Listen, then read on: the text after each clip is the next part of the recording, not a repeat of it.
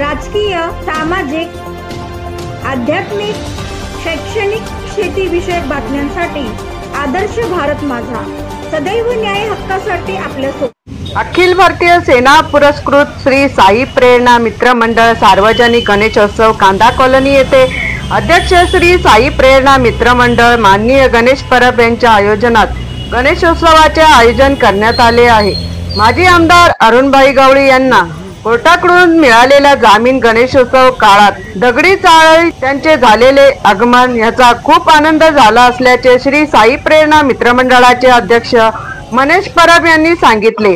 Indraprastha building मधील रहिवासी व व्यापाऱ्यांनी गणेशोत्सवासाठी सहकार्य दर्शवले व कांदा कॉलनी पोलीस ठाण्याचेही सहकार्य लाभल्याबद्दल पोलिसांचेही मनेश परब यांनी आभार मानले आहे।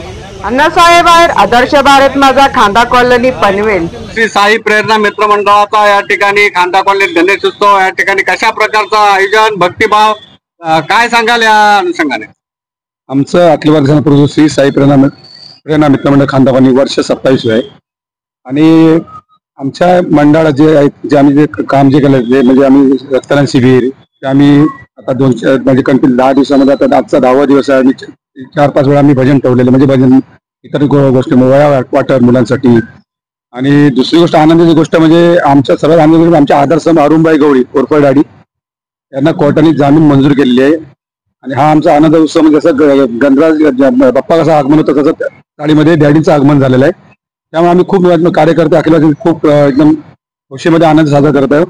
दुसरी गोष्ट म्हणजे माझे वडील एक्सपायर होऊन 8 महिने झाले, त्यामुळे आम्ही यावेळी गणपती साध्या पद्धतीने चालू हे करतो म्हणजे कुठला डांगर धिंगाणा करणार नाही, साध्या पद्धतीने आम्ही ते विसर्जन करणार आहे। डॅडींचा जामीन झाला हा आनंद उत्सव आहे, त्यासोबत आपल्या गणरायाकडे आपण काय मागणं मांडाल कांदा कॉलनी वाचन?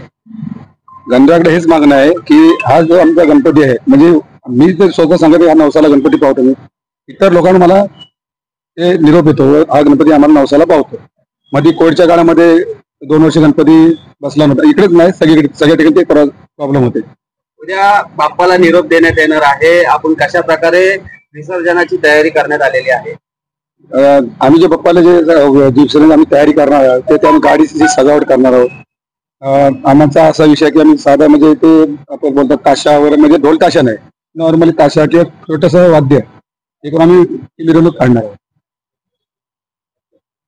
साजरा करताना कशा प्रकारच्या रहिवाशांचा सहयोग लाभला, आपल्या मित्रमंडळाचा सहयोग लाभला? या इंद्रप्रस्थ जी बिल्डिंग आहे ही आमचा गणपती इकडे स्थापन होण्याच्या नंतर ही बिल्डिंग उभी राहिलेली आहे।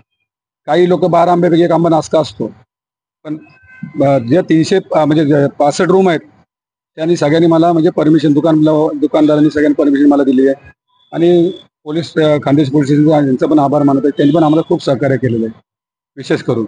आणि हा गणपती नवसाला जो पावताय ह्या तुम्ही स्वतः पण तुम्ही तो अनुभव घेऊ शकता, तर तुमची काही इच्छा असेल तुम्ही मागू शकता गणपतीकडे।